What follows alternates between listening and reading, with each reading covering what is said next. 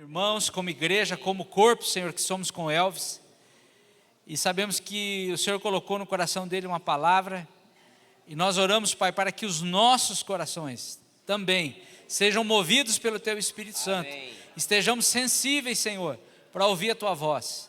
Senhor, nós sabemos que o Senhor fala conosco, o Senhor continua falando conosco, Senhor, porque o Senhor é um Pai de amor, e cremos que nesta manhã, mais uma vez, a Tua palavra, Senhor, ela chegará ao nosso coração.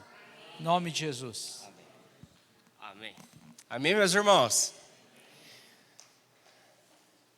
Deixa eu contar uma experiência que eu tive na sexta-feira. Entre as atividades que eu faço na minha vida, Deus me colocou... Sem tirar fotos, por favor. O Alcione, gente, cuida com ele. Deus me colocou para lidar com as situações que envolvem autoridades. Então, eu já convivi com presidentes, governadores e tal. E eu fui intimado a ajudar numa visita do governador atual do Paraná, Ratinho, né? Que foi em Assis Chateaubriand, da onde minha terra, né? Então, eu fiz todo um trabalho lá, eu fui lá. E por que eu quero contar essa experiência? Porque geralmente, quando fala que tem autoridade, eles atrasam demais. Desta vez eu fiquei impressionado por duas razões. Porque uma das cenas foi fora do teatro. Eles hastearam uma bandeira do Paraná e da cidade, mas bandeira gigante, bandeira que era essa largura. Cada bandeira tinha essa largura, 3 vezes a altura. Então, com guincho, eles subiam no momento certo. E aí, como eu fui com o Arthur foi filmar, tal, eu falei assim, Arthur, vamos tomar um café, porque... E todo o cerimonial dele disse, vai atrasar meia hora, porque ele está não sei o quê, não sei o quê, não sei o quê. Faltava 5 minutos para começar, previsto, o helicóptero dele, e eu olhando. Eu falei ao governador, olhei no relógio, ele pousa e ele sai, faz o evento em 15 minutos, no tempo. E entra, e 400 pessoas, tem toda aquela coisa. Todo mundo estava sentado, todo mundo levantou, aplaudiu ele, uma reverência. E eu fiquei impressionado com o silêncio das pessoas ouvindo os discursos de políticos que eu convivo há mais de 30 anos.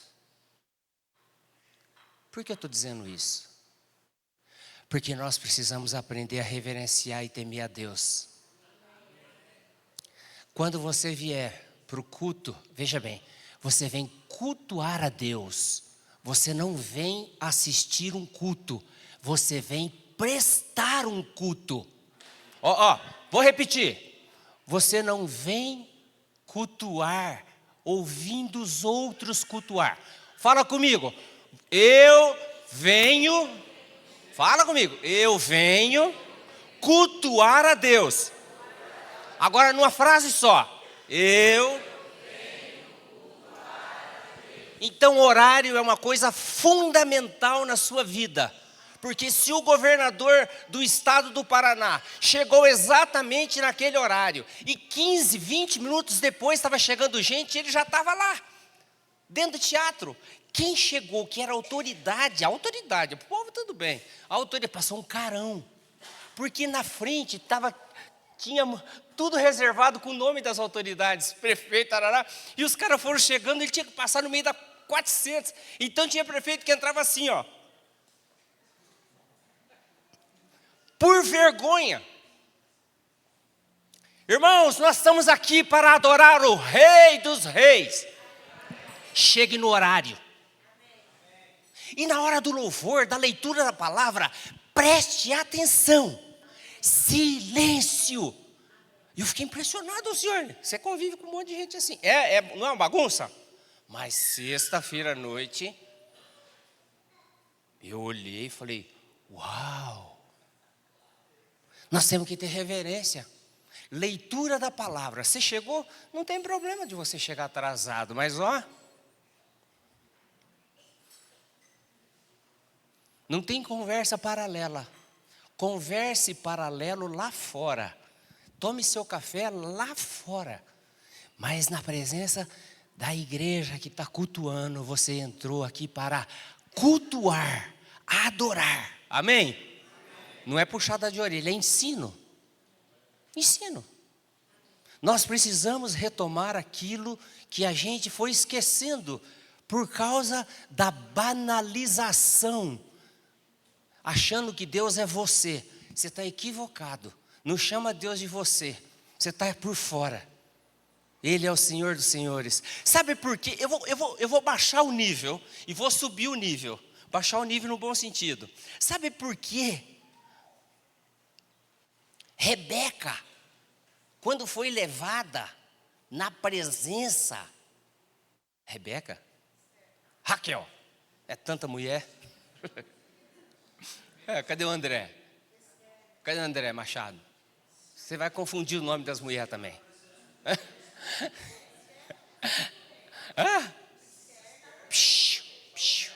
Não é não, neguinho. Não, fica quieto.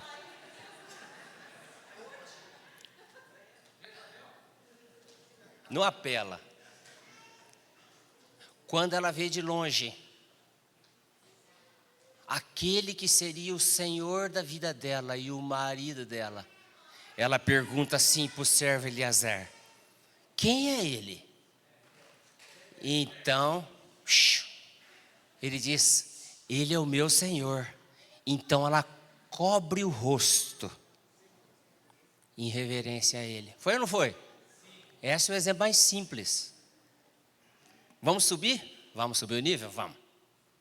Elias fugindo de Jezabel. Aí sim é Jezabel. E de toda aquela trupe dela.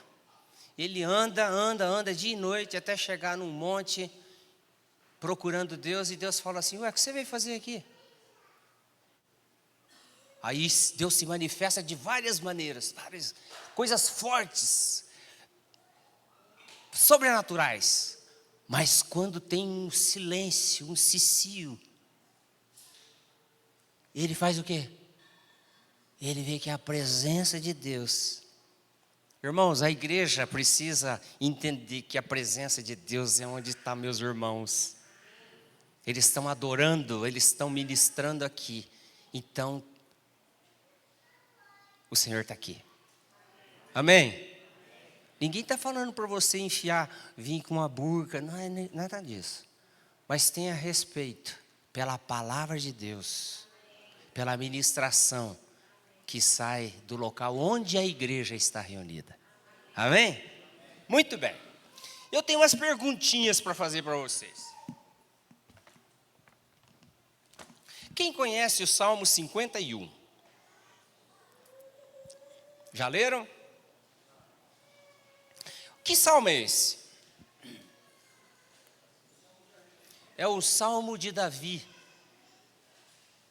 E eu queria que vocês me ajudassem aí, ó, Filipinho, aí vocês vão prestar atenção aqui, hein? Porque vocês vão projetar aqui. Projeta ele para mim, por gentileza. Davi era um homem segundo o coração de Deus. E a palavra que eu quero ministrar aqui, ela não é uma palavra curta, mas eu vou resumir. Numa outra oportunidade eu vou dando sequência na mesma palavra. Porque como ela é longa, eu sei que, enfim.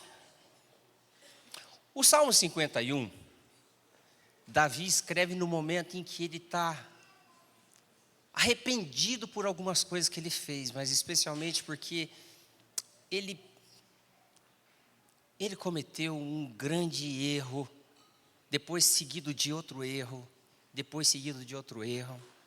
Ele foi um assassino, ainda que ele não tenha matado, mas ele incitou, foi por causa dele que uma pessoa que era leal a ele como rei, perdeu a vida, e foi de propósito. Depois ele comete adultério, ele tinha cometido já, ele já tinha feito o que ele tinha feito, enfim, toda essa confusão que você conhece da vida de Davi, que Deus não escondeu na Bíblia. Mas Deus amava Davi igual. Deus tinha um plano na vida de Davi igual. Então ele escreve esse salmo assim: tem misericórdia de mim, ó Deus, segundo a tua benignidade. Apaga as minhas transgressões, segundo a multidão das tuas misericórdias. Continua. Lava-me completamente da minha iniquidade e purifica-me do meu pecado. Muito bem. Em 1 João, e aí você abre aí, você deixa aqui. Pode deixar aí. Abre sua Bíblia em 1 João, capítulo 3, versículo 4.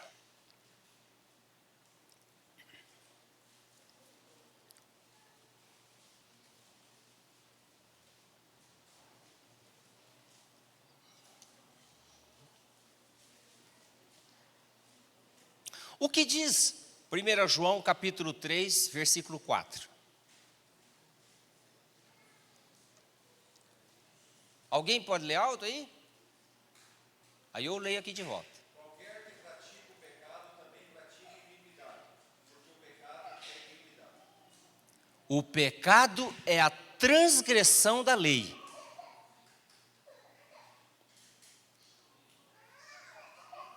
Ok? Vocês viram que tem 3 expressões aqui no Salmo 51, que elas não são iguais? Volta no versículo 1. Mas isso. Apaga as minhas. Fala comigo. Apaga as minhas. O que são transgressões? Versículo 2. Mais um, vai para frente. Lava-me completamente da minha. De novo, lava-me completamente da minha. Purifica-me do meu. Mais uma vez, purifica-me do meu. Ele usa 3 verbos para falar de 3 palavras distintas. O que são transgressões? O que significa iniquidade? E o que são pecados, ou o que é pecado? É um pouco sobre isso que eu gostaria de tratar um pouco com você.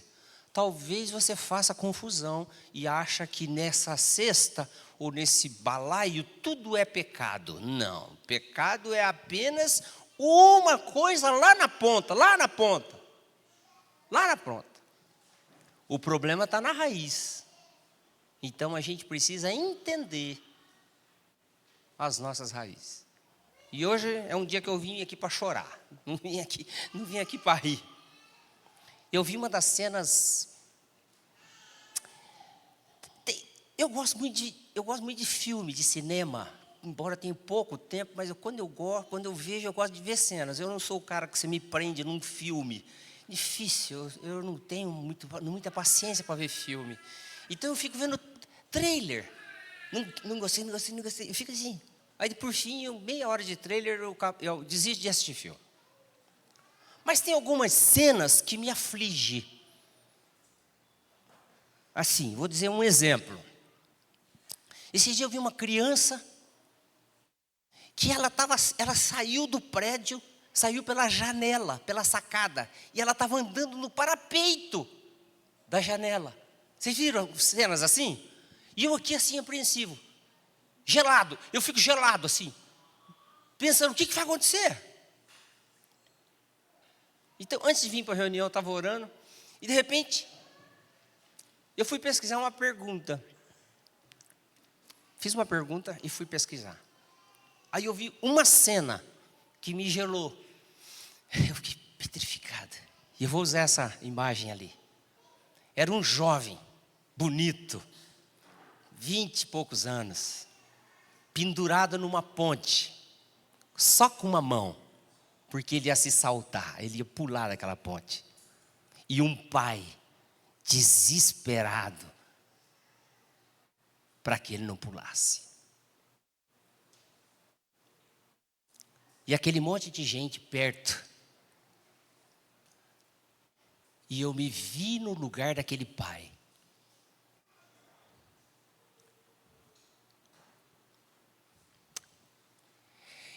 E aquele pai foi falando com o filho. Sabe qual foi a frase que me fez chorar? Eu parei e comecei a chorar, sozinho. Eu falei que eu vim chorar. Eu não vim rir como às vezes, eu vim chorar hoje. Foi quando aquele pai falou assim: meu filho, eu te amo, não me deixe. E quando o filho soltou a mão, o pai deu um pulo e abraçou aquele filho no ar. E arrastou ele. E os dois caíram no asfalto.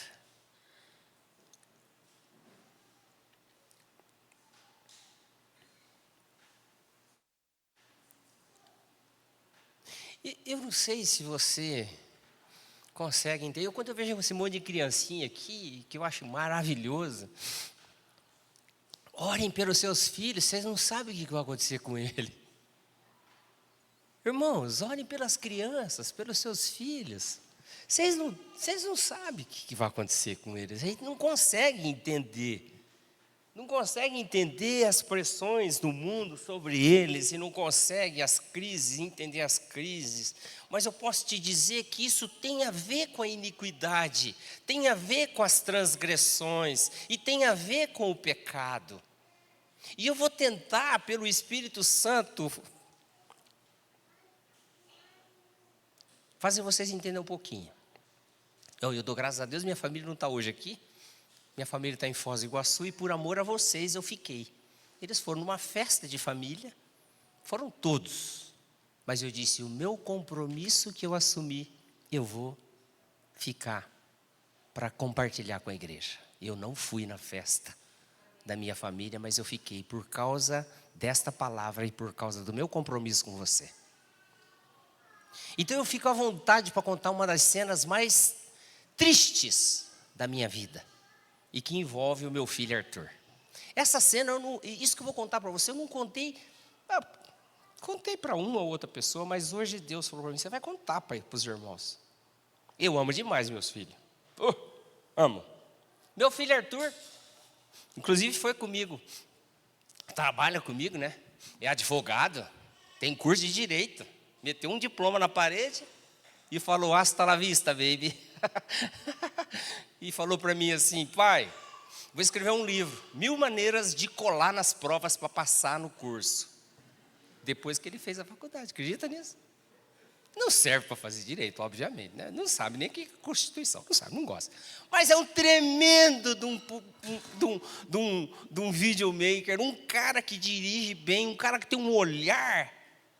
E a hora que eu vi que aquelas bandeiras hastearam assim, um cara do lado dele, com controle, eu falei, esse cara está comandando um drone, porque assim, quando tem governador, não tem drone no ar, não tem drone. Por causa de segurança. Eu falei, Arthur, você chega, você já sabe, conversa com segurança de governador, conversa com o pessoal que nós estamos de casa aqui. E sobe com drone, mas cuida com eles. Então, isso foi tudo esquematizadinho assim. Então, o cara com o controle na mão, ele bate assim, pá! Eu vi eles combinando, sobe 5, 4 cor de fumaça assim, em cima da casa. Ficou lindo, lindo. E ele com o drone assim, ele passa no meio da fumaça azul. Aí eu vi a cena. Então, é muito bom. Mas eu vou contar para vocês num passado não muito longe. Por causa de uma coisa chamada rebelião. Tem uma fase na nossa vida que nós nos voltamos contra tudo que se chama autoridade. E eu me lembro que era aniversário da avó dele, de 80 anos. E a mãe dele já vinha preparando ele. Você precisa, final de semana a gente vai, e ele não vou. No dia, que foi um sábado, ele tinha ficado a noite toda numa festa, e eu não estou contando isso para vergonha dele, eu estou contando isso para vocês verem o abraço daquele pai. Eu sei a dor que aquele pai estava sentindo naquele momento. Então a gente estava passando uma fase difícil com meu filho. E ele ficou a noite toda na balada. E no outro dia cedo, a mãe dele queria que todos os filhos fossem, né? Tudo bem. Ele não vou. Aí começou uma guerra entre ele e a mãe. Mas aí foi subindo a temperatura. Você já viveu isso? Você já viveu isso? Então você sabe o que eu vou falar para você. Sabe como que é ruim? O clima fica ruim, tudo fica ruim. E foi subindo a um nível que ficou insustentável. Então ela sai para o quarto, ela sai dali e vai para o quarto chorar. Ela já saiu dali chorando. Mas não era um chorinho, irmãos. Era um choro de desespero. E ele estava vermelho, rubi. Sabe o que é rubi? Vermelho vinho, de raiva, que ele espumava. Ele disse, então, se a minha vida não presta, eu já sei o que eu vou fazer. Espera um pouquinho. O Arthur sempre gostou de armas. Armas brancas. Armas como um todo, né? Ele é caque, ele atira, mas agora ele tem cabeça no lugar. Mas ele comprava facas, pela beleza das facas. Faca torta, faca com não sei o quê. E no guarda-roupa dele, no quarto dele, ele colocava todas as facas. E eu, como pai, eu estava tentando acalmar aquilo. Porque eu via que o mundo espiritual estava assim, uma loucura. E eu estava repreendendo Satanás. Quando ele disse essa frase, imediatamente o Espírito Santo me colocou na cabeça assim, as facas. E ele deu ele deu um corridão entre onde a gente estava até o quarto dele. E eu atrás, ele voou, eu voei atrás. Quando ele chegou, a porta do guarda-roupa dele, grandão, estava fechada. Então ele tinha que fazer o movimento de abrir. E aí eu entrei na frente. Quando eu entrei na frente, ele não conseguia abrir. Então ele teve um outro pensamento. E Deus falou o segundo pensamento comigo. Ele pensou, eu tenho faca na cozinha e é para lá que eu vou. E quando ele viu que eu era a resistência, ele voltou. Quando ele voltou, eu já sabia, porque o Espírito Santo já tinha falado para mim. E eu fui que nem uma seta. Só que a porta para a cozinha estava fechada. Ele teve que abrir a porta com a chave. E quando ele abriu, ele era muito rápido. A coisa é adrenalina pura, irmãos. É questão de segundos.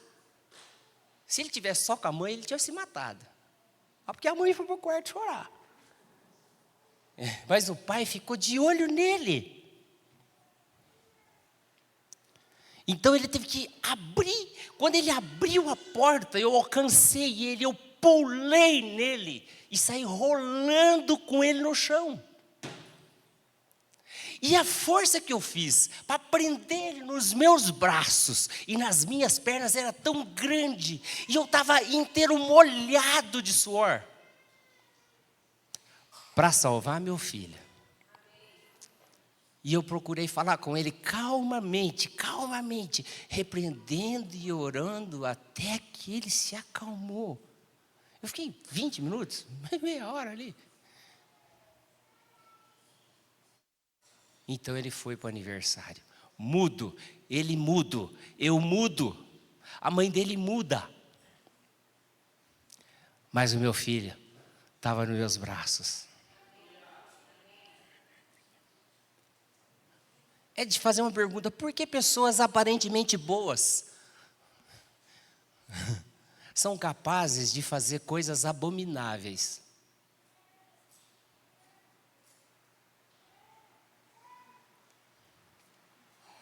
E por que nós julgamos que somos melhores do que essas pessoas? Porque talvez na sua religião, na sua forma de pensar, você acha que você vai construir um lar perfeito tendo crianças pequenininhas. Meu lar é perfeito. Eu tenho crianças. Você não sabe você não conhece um palmo da vida deles no futuro. Não conhece?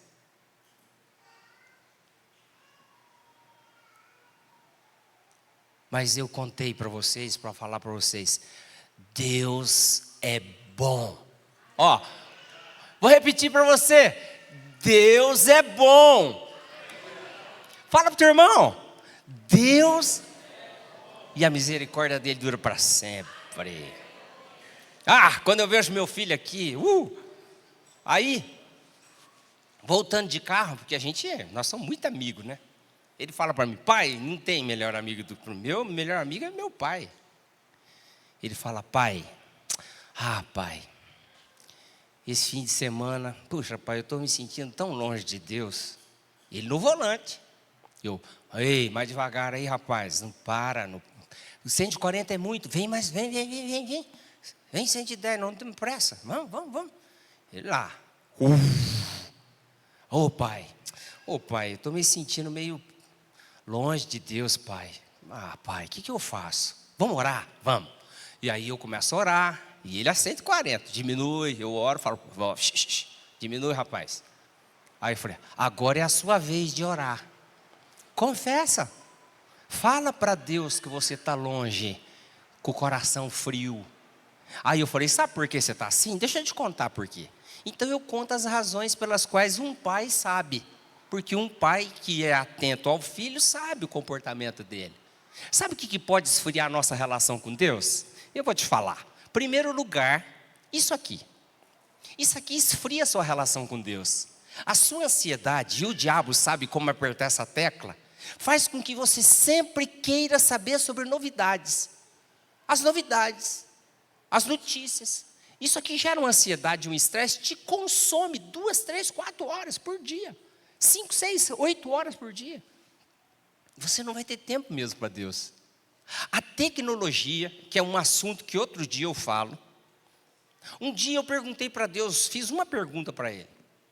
Naqueles tempos áureos que eu ficava 2 dias quietinho num canto. Já viram eu quietinho num canto? Imagina eu quieto num canto, já viram? Imagina? Imagina sim ou não? Pois às vezes eu fico bem quietinho num canto. Naqueles tempos áureos que eu ficava bem quietinho num canto, que eu tinha que pregar todo fim de semana, eu tinha que pregar, era eu o pregador. Não tinha essa beleza de diversidade, né? Eu fiz uma pergunta, por qual razão, quando o Senhor se refere a Lúcifer, o Senhor diz assim, que ele foi criado no mesmo dia em que as pedras preciosas foram preparadas, porque ele andava no meio do brilho das pedras. Então o Espírito Santo falou para mim assim, sua cabeça é muito pequena para eu colocar toda essa informação. Mas vamos lá, já que você me perguntou, deixa eu te dar uma porçãozinha.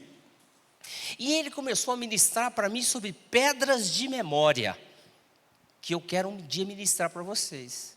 E ele começou a me falar que as pedras, elas retêm memória. E me levou no Velho Testamento, onde os ombros dos sacerdotes tinha pedras, e essas pedras eram pedras de memória, que tinham o nome das tribos de Israel.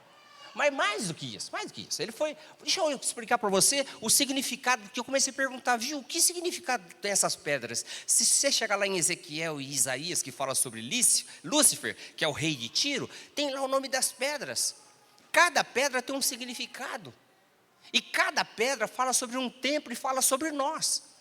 Resumindo, quando Deus por meio de Deus Jesus, né, o Filho, chama Pedro, o que ele fala sobre Pedro? Tu és Simão. Né? Então eu vou te chamar do que? De Simão Pedro, que significa uma pequena pedra. Então o que Deus me falou? Deus pegou Pedro, que era uma pequena pedra, e transformou ele numa pedra preciosa que está em Apocalipse. Uma das colunas do templo tem o nome de Pedro.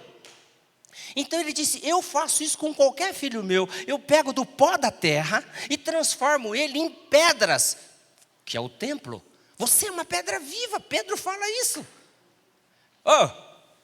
Presta atenção, você é uma pedra viva, no templo do Senhor. Joga as cadeiras para cima. Tem que ser uma alegria no nosso meio. Eu sou uma pedra viva, você é uma pedra viva. Você não é um tijolo, nós somos pedras vivas, e por causa dessas pedras vivas, nós levantamos um altar, um templo ao Senhor. Isso é lindo. Então ele começou a me explicar sobre tudo aquilo lá, e no fim ele chega, por hoje chega. Tinha passado umas 3 horas. Foi me falando, eu fui. Aí, um tempo depois, eu estava tomando banho, e aí, sei lá quanto tempo passou. Deus falou assim, viu, vamos voltar àquela conversa? Eu falei, qual? Aquela das pedras de memória. Fiquei doido, me enxuguei, desliguei o chuveiro, me enxuguei rapidinho. E fui para o meu cantinho. E ele falou assim, ele usará as pedras para derrubar as pedras. E eu não entendi esse enigma. Aí, eu vou repetir. Ele usará as pedras para derrubar as pedras. Mas, tá. E parece aquele enigma do Sansão, lá do leão e do mel, né? Tá, o que você quer dizer com isso? Aí ele me falou, você trabalha com isso e não sabe? Piorou. Piorou. Ele falou, com que você trabalha? Aí eu tentei falar todas as palavras que eu conhecia. Ele falou, qual é a sua ferramenta? Eu falei, computador, tecnologia. Ele, bingo. Do que é feito os computadores? Talvez você não saiba. Você usa o computador e não sabe o que tem dentro, né? Você só vê o lado de fora. Você só vê o quê? O software. Você não vê o hardware. Toda visão aqui dentro, que é fininha assim, toda visão disso aqui é só a tela. Mas e o resto? Como é que você vê a tela? Um computador lento é porque ele tem pouca, e a memória é feita do quê? De silício. Então ele estava me falando sobre as pedras que retêm memória. E aí, por fim, ele quis dizer assim, Satanás usará a tecnologia para derrubar os santos. Pronto. Vamos voltar aqui no meu assunto, que é o assunto sobre o corpo do pecado. Vai longe. Romanos capítulo 6, versículo 6. Mete aí, Filipinho. Romanos 6, 6. Olha lá. Depois eu vou falar para vocês, nem que for, deixa eu pôr o relógio aqui, nem que for a última coisa que eu falo aqui, por causa do tempo, que Davi usa 3 verbos para falar das 3 coisas. Ele não usa a mesma coisa, ele não usa o mesmo verbo, ele usa 3 verbos. E o que significam os 3 verbos? Mas antes eu preciso falar sobre transgressão, pecado e iniquidade. Vai lá. Sabendo isso, que o nosso velho homem foi com ele crucificado, para que o corpo do pecado, o pecado tem corpo. E aí precisa entender o significado dessa expressão, corpo do pecado. Se você anota, fica com essa anotação. Se você não anota, eu acho que nas próximas ministrações você tem que trazer um caderninho e você anotar, para você, ou se você quiser, para mim não faz a menor diferença, eu pego todo esse arquivo que o Espírito Santo foi me dirigindo, eu construí, eu compartilho com vocês. Mas aí vocês vão ver tudo, é assim, umas 7, 8 páginas, porque passa pela alma, passa pelo espírito do homem, passa sobre a semente. Olha só, eu vou contar só um negocinho para vocês, para deixar vocês intrigados. Presta atenção. Não falei sobre o pó agora há pouco? Falei, né? Que Deus chamou Pedro o pó e transformou ele numa pedra preciosa. Que esse é o processo de Deus.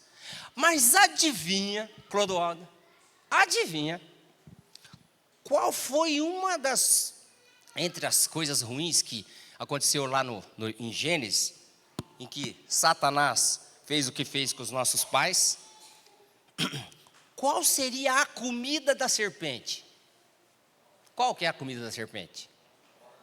Qual que é a comida da serpente? Pó da terra. Mas eu pergunto, a serpente come pó da terra? Presta atenção aqui. A serpente, a cobra, come pó? Só se for na tua terra que come pó, porque na minha terra, no meu mundo, elas não comem. Come rato, come outras coisas, mas não come pó. Então, que linguagem é essa que Deus usou para a serpente? Ora, irmãos, ele não estava falando da cobra, ele estava falando de Satanás. Ele disse que Satanás se alimentaria do pó da terra. Mas Satanás não come pó. Então, que pó é esse? Aqui, ó, o corpo do pecado. Agora vocês precisam entender o que significa esse pó. Que significa a carnalidade humana. Nós temos um problema sério que é a carne. Bom, vamos lá. Mas isso é um assunto para depois. Depois você pode ler o texto também. Muito bem. Lembra de uma frase maravilhosa que Jesus falou assim: e por se multiplicar a iniquidade, o amor se esfriará de quase todos? Mateus capítulo 24, versículo 12. Por que Deus, quando eu falo Deus assim, eu estou falando de Jesus, né?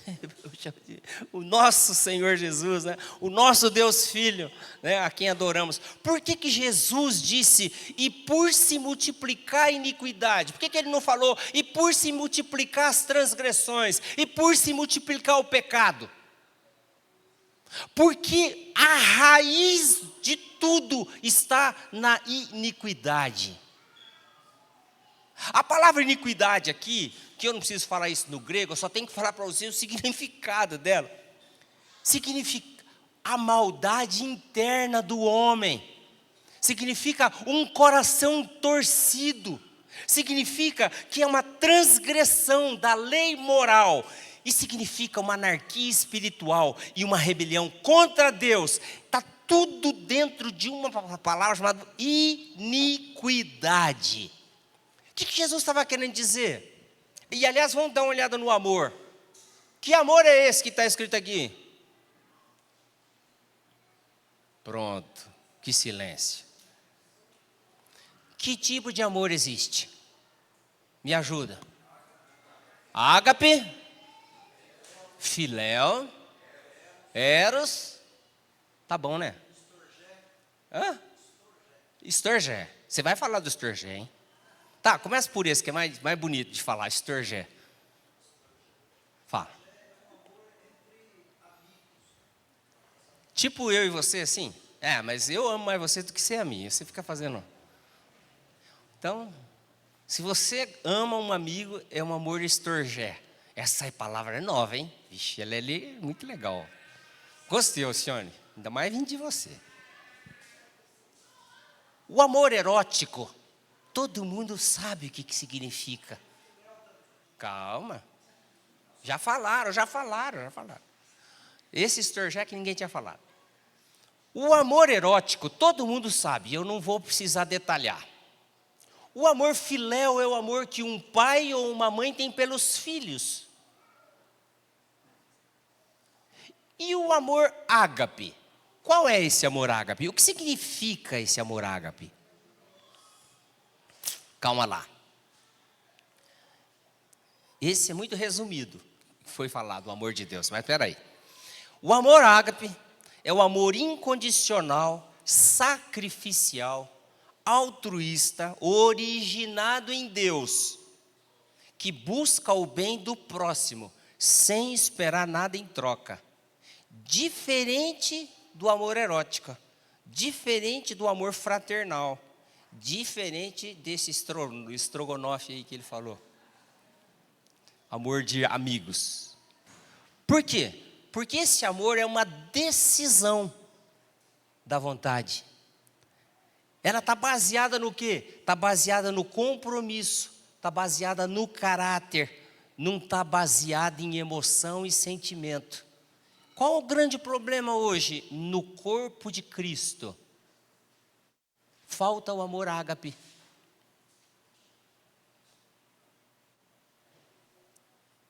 Não gostei do Clodoaldo, da atitude que você fez. Então eu paro de conversar com você. Sabe por quê? Porque embora você seja meu irmão em Cristo, embora eu tenha convivido com você, você ofendeu o meu ego. Então, cada um na sua. Você fica com o seu bigode e eu fico com o meu. Você fica na sua e eu fico no meu. A iniquidade vai esfriar essa relação. E é por essa razão que o planeta está experimentando eu estou dizendo não estou falando do mundo. O mundo para mim não importa. Porque essa palavra de Jesus, ela engloba o mundo, mas é focado na igreja do Senhor. A iniquidade vai subir ao nível do amor entre os irmãos esfriar. Por essa razão, Jesus bate na mesma tecla sobre o amor ao próximo, a relação, a proximidade, a doação. Esse amor ágape é um amor entre eu e você, entre você e eu. Não é entre eu e o mundo. Não é, porque pelo contrário, Jesus falou que o mundo nunca ia me amar. Então, irmãos, não permita que a iniquidade, depois que você entender, que a iniquidade congele. Sabe o que eu achei interessante? Achei interessante que quando eu estava pesquisando e falando com o Espírito Santo, que eu fico assim, eu fico lendo a Bíblia, eu fico pesquisando, e fico falando com o Espírito Santo para ele me ajudar. Ele falou agora cedo para mim, essa palavra esfriar é um sopro gelado. Eu falei, mas isso me lembrou uma coisa. Ele falou, lembrou bem. Porque Jesus, antes de subir, em João, registra que Jesus soprou sobre os discípulos. Foi ou não sou? O que ele fala para os discípulos? O que ele fala?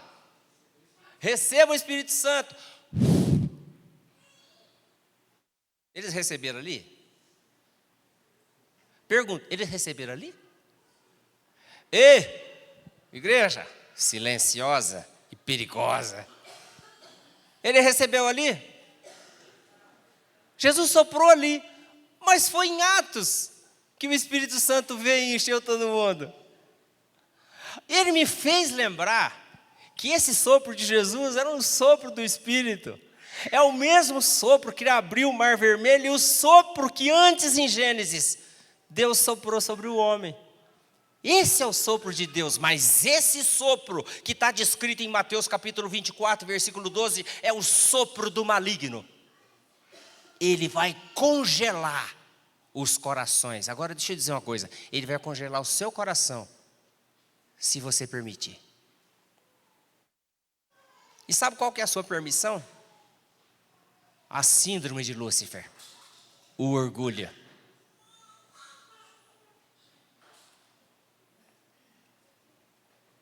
Muito bem.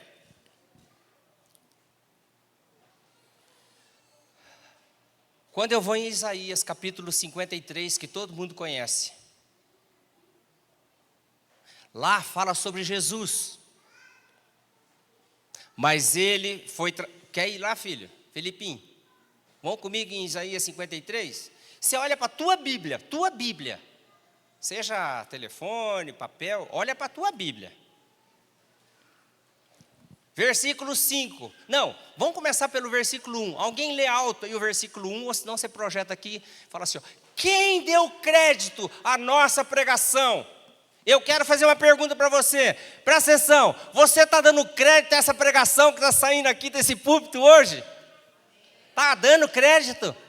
Porque a pergunta é, quem deu crédito à nossa pregação?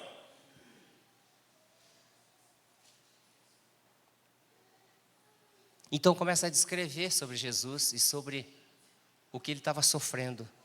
Mas sabe o que é interessante? Versículo 5. Leia o versículo 5 alto comigo. Leia comigo. Leia aqui, olha aqui. Leia comigo aqui, vai. 1, 2, 3. Mas ele...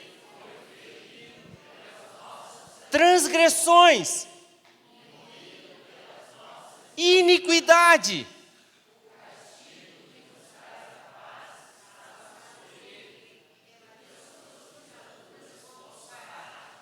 Duas palavras das 3 estão aí, só num versículo. Transgressões e iniquidades. Versículo 10.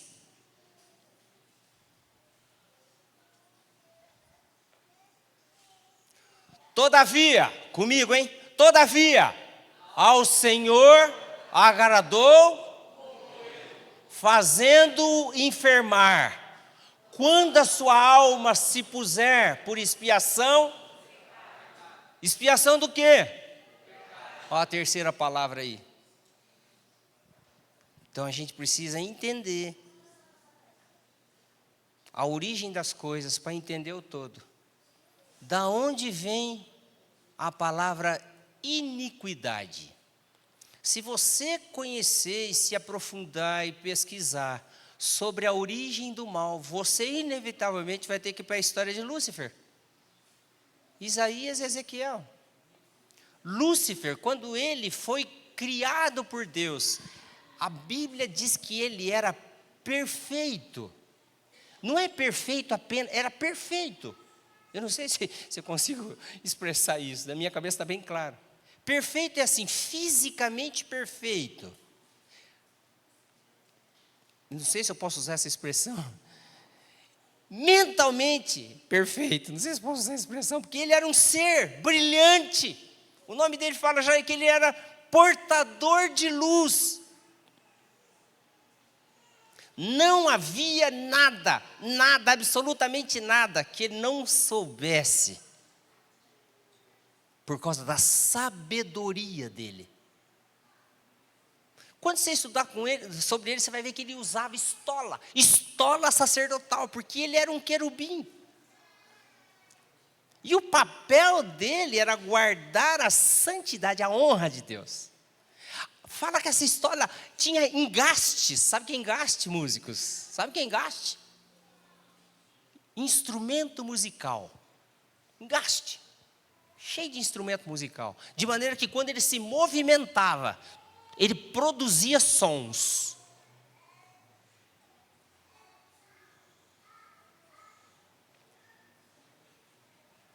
Diz a Bíblia, até que se achou iniquidade em ti. Oh, você nunca parou para pensar, o que aconteceu? O que Satanás fez? Satanás, ele ganhou o nome depois que ele pecou. Porque Satanás significa inimigo de Deus e dos homens. Mas Lúcifer não. Lúcifer é o portador de luz. Aquele que tem luz. Eu vou fazer uma comparação bem grotesca, tá? Não é para vocês ficar com isso na cabeça. Mas a lua que você gosta, acha bonito, maravilhosa, ela não tem luz. Ela reflete a luz. Quem tem luz é o sol. Ela só faz um reflexo. O sol bate e ela empurra a luz. Lúcifer não tinha luz própria. Aquela luz que ele resplandecia era a luz que o Senhor tinha e resplandecia por meio dele. Só que como aquele que produzia sons, como um querubim da guarda, admirado, a iniquidade que nasceu no coração dele, ele disse: subirei acima das estrelas de Deus. Ele está falando do quê? Cometa? Está falando de galáxia? Está falando de estrela? Absolutamente. Ele está falando dos anjos, da milícia celestial. Ele disse, acima das estrelas de Deus, e serei semelhante ao Altíssimo. Ele não queria nada, irmãos. Ele só queria o lugar de Deus.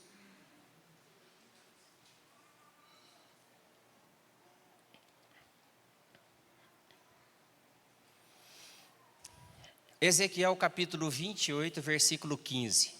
Se você quer saber um pouquinho sobre a história dele, está aí, ó. Ezequiel. Só que aí é usado como rei de Tiro. Eu vou até 11 horas, tá? Tenho 13 minutos para terminar. Mas um estudo desse é um retiro. Porque vai longe.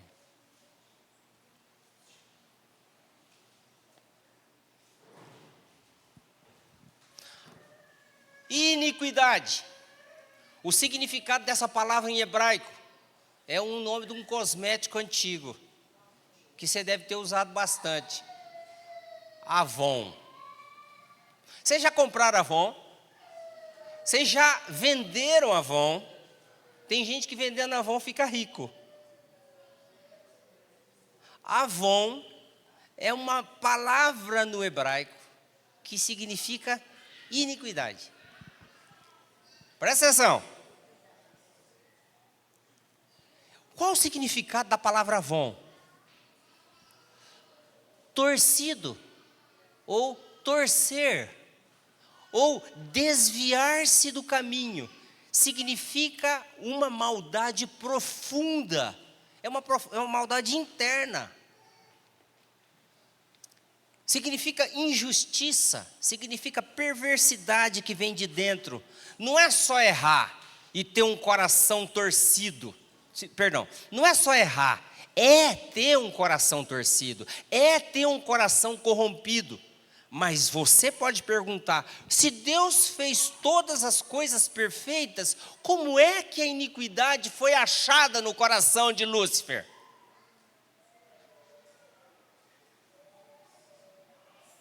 Qual a resposta? Quem coçou a cabeça, sabe que coçar a cabeça significa que não sabe, né? Isso, tipo o Aragão assim, passou a mão na careca. Você fala com uma pessoa, a pessoa levou a mão na cabeça e já fala, ela está pensando, os dedos estão tentando ajudar.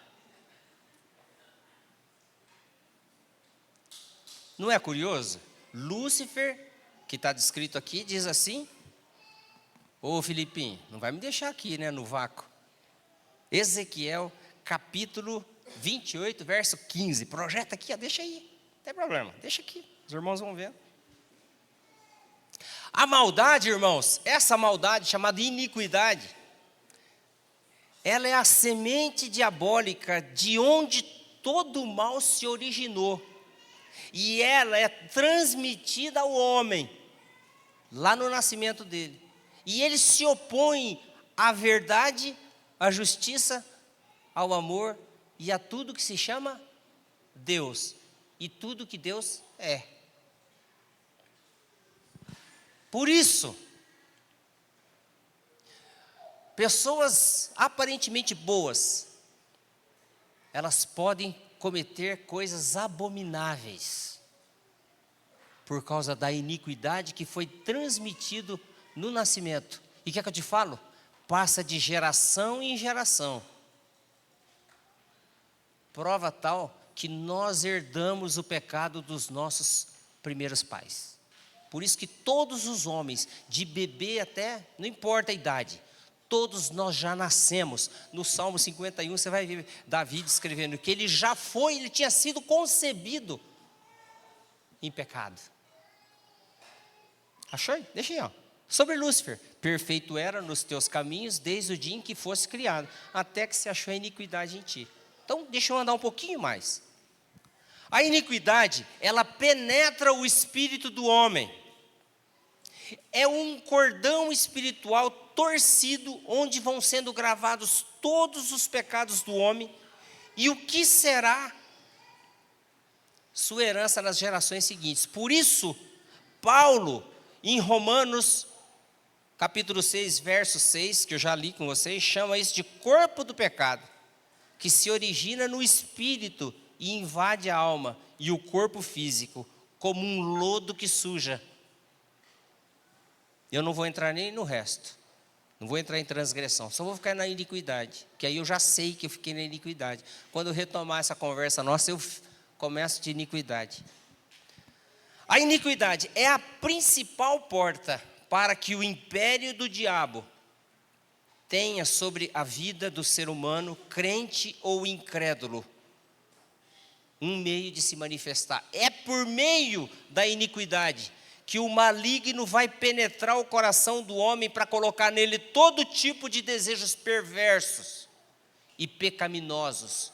Não é à toa que você se descobre tendo pensamentos nefastos, abomináveis, como matar o sogro, pôr veneno no copo de suco da sua sogra, empurrar uma pessoa no metrô. Eu duvido, pegando o metrô assim, quem não está lá e vê uma pessoa assim, quase próximo, não está à vontade, e se eu empurrasse a pessoa? quando o metrô estava passando. Uns fizeram, uns executaram. Eu vou confessar para vocês um pecado meu, que não foi consumado, graças a Deus, porque senão estava na cadeia. Eu estava entrevistando o Álvaro Dias, há um tempo atrás, long time ago. E o Álvaro Dias usava uma peruca, todo mundo sabia. Agora eu acho que ele fez implante, né, com toda a tecnologia. Naquela época ele usava um negócio estranho na cabeça. E eu entrevistando ele com o microfone aqui. E essa mão, eu metia na mão e segurei no cós da calça. E com o dedão eu falei, não tire a mão daí. Eu estava louco para puxar o cabelo, para ver se era verdade que era uma peruca. Mas era um pensamento meu, que eu estou contando só para vocês. Ele nunca ficou sabendo. Graças a Deus. Mas a imprensa toda, porque ele estava dando ele estava dando uma entrevista coletiva. E eu com a mão atrás, segurando o cós da calça. Falando, se eu puxasse o cabelo dele agora, a Globo, um monte de eu aqui entrevistando. Eu fiz vocês rir, pelo menos. Mas é verdade, eu não enganei. E também não puxei o cabelo dele. Ah, meu Deus do céu. Vamos lá.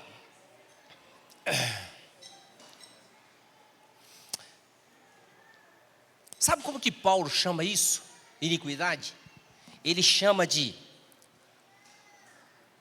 Aliás, João que falou isso. Ele chama isso de concupiscência. Lembra em 1 João, capítulo 2, versículo 16 e 17? Ele fala o quê? A concupiscência da carne, a concupiscência dos olhos e a soberba da vida. A iniquidade é a concupiscência.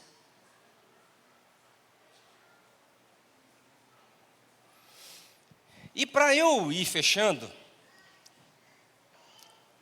a herança do pecado, irmãos, foi transmitida e agora vai corromper a alma para que esta comece a desejar fazer o mal. Será uma força irresistível que arrastará pessoas boas para pecados que não dá nem para falar. Lá em Êxodo, capítulo 20, versículo 5, diz Deus assim: porque eu, o Senhor teu Deus, sou Deus zeloso, que visito a iniquidade dos pais nos filhos, até a 3ª e 4ª geração daqueles que me odeiam. Deus não diz que vai visitar o pecado. Deus diz que vai visitar a iniquidade. O pecado é apenas o fruto da iniquidade. É a parte superficial, é a parte visível de algo que está profundamente arraigado. No ser humano, o pecado, quando ele comete, que significa errar o alvo. Mas eu vou chegar em outros dias, agora eu vou ficar só na iniquidade. É só a ponta, é só as folhas, é só o fruto, lá na ponta. A raiz mesmo. Que onde Deus, por meio do Espírito Santo, fala que tem que se lançar. E ele já fez isso na cruz, né? Por isso que eu pedi para vocês cantar. Foi na cruz, foi na cruz. E vocês vão colocar de volta. Vocês não precisam colocar a letra inteira. É só vocês irem na internet e pega lá, cantor cristão, hino. E pode procurar aí, que depois eu vou cantar com vocês. Nós vamos fazer a capela, viu? Ficou linda a sua versão aqui. Mas os meninos não puseram a letra, a igreja ficou tudo muda. Eu quero que vocês cantem aquele pedacinho ali. Foi na cruz, onde um dia eu vi meus pecados. A igreja precisa entender isso. Vocês acham que nós estamos fazendo algum favor para Deus? Vindo domingo, servindo? Não, irmãos. Foi na cruz onde um dia eu vi os meus pecados castigados em Jesus. Jesus é o castigo. Ele é a maldição. Ele é o maldito. Não a maldição. Ele é o maldito que foi pregado. A maldição caiu sobre ele. A punição nossa caiu sobre Jesus. E nós temos que ter essa consciência. Nós somos, sabe o quê? Zero à esquerda, nada, nada, nada. Nós somos pecadores, indignos do amor de Deus. Mas Jesus é a semente que Deus prometeu lá em Gênesis. E lá em Gênesis, Clodoaldo, que vou te falar porque a gente estava falando do pó, né? lá tem uma promessa. Não era só o pó da terra, tem uma promessa. E tem uma verdade e um princípio. Fala de duas sementes. Fala de um novo homem. E essas sementes é exatamente a semente do maligno e a semente de Deus plantada aqui na terra. A semente do maligno é exatamente isso aqui. Por meio da iniquidade, a raça humana foi contaminada, mas por meio do Espírito Santo e da obra que Ele fez na vida de Jesus, morto sim, na carne, ressurreto dentre os mortos pelo poder de Deus. Ele foi lá com um machado e cortou a iniquidade na raiz, de maneira que nós podemos vencer todas as coisas. Amém, irmãos? Agora, eu não vou finalizar assim e deixar vocês no vácuo, né? Vamos lá. Davi usou os verbos apagar para transgressões, lavar para iniquidade e purificar para pecados. Então eu vou pegar os três verbos. O verbo apagar que Davi usou aqui, que significa o quê? O que Davi queria dizer? Davi, nesse contexto, ele pede para remover completamente, como se apagasse uma escrita ou uma marca. As transgressões, irmãos, elas deixam um registro, ela deixa uma evidência visível do erro. E Davi pede que elas sejam eliminadas como se nunca tivesse existido. É um apelo pela remoção total da culpa. Por isso que ele usa essa palavra apagar. Vou repetir. Apagar, irmãos, as transgressões. O que é transgressão? É uma rebelião espontânea. Eu sei que eu não posso fazer, mas eu vou lá e faço. Está na palavra, Deus fala assim, você não mente, não deve mentir. Eu sei que eu não tenho que mentir, mas eu vou lá e deliberadamente eu quero mentir. Eu vou lá e minto. Entendeu? É uma escolha. Eu me rebelo contra o que Deus faz, ou o que Deus fala. Isso serve para Deus, serve para a autoridade, serve como um todo. Tudo bem. Lavar, ele usa o verbo lavar para iniquidade. Davi, quando ele fala isso, ele fala sobre a ideia de purificação por meio da água. Eu não preciso nem falar, porque é a Bíblia. Água é Bíblia, palavra, né? Uma limpeza profunda. A iniquidade é vista como algo que mancha, que se infiltra e precisa ser lavada completamente. E remete ao ritual de purificação da lei. Ó que lindo. Mas também remete ao processo íntimo de se livrar de algo que contamina por dentro. E por último verbo, né? Apagar, lavar e purificar dos pecados. O purificar aqui é um termo mais explicitamente ritualístico. Fala sobre rito. O rito descrito no Velho Testamento. O purificar aqui está relacionado à santidade, está relacionado à separação de tudo aquilo que é impuro. Os pecados tomam ou tornam uma pessoa ritualmente ou ritualisticamente impura. E Davi pede para ser restaurado a condição de pureza diante de Deus. Lembra dos leprosos? Lembram? Das mulheres menstruadas? Mas principalmente o leproso, ele era ritualmente, ele era impuro. E em certas situações, impureza. Você não podia participar daquilo, você tinha que se lavar, se purificar para depois participar. Por isso que ele pede essa lavagem, essa purificação. Irmãos, então isso não é redundância, isso é profundidade. Os três verbos, né? O que Davi está dizendo é que o seu pecado é grave, que o pecado que ele tinha cometido, mas que aquilo era só um resultado de um mal interior maior, mais profundo, com raízes profundas e que precisava ser arrancado completamente. Por isso que Jesus, em Mateus capítulo 15, verso 13, diz assim: toda planta que meu Pai não plantou será arrancada pela raiz. Eu não sei se você entendeu. Entenderam, irmãos? Às vezes é um assunto um pouquinho mais denso. Não é uma coisinha mais, um pouco mais forte, assim, mais Mas é importante, irmãos, vocês entenderem e eu entender que nós precisamos permitir que o Espírito Santo faça o que fez na oração de Davi: apaga as transgressões, lava a iniquidade e nos purifica dos nossos pecados. Igreja do Senhor, tenha discernimento sobre os tempos que a gente está vivendo. São tempos complicados e difíceis. Não permita que a iniquidade e o efeito dela apague o amor, ágape, do seu coração. Amém? Vamos orar? Ó, comportadinho, bonitinho, acabei 11 horas, que nem o governador, na ponta da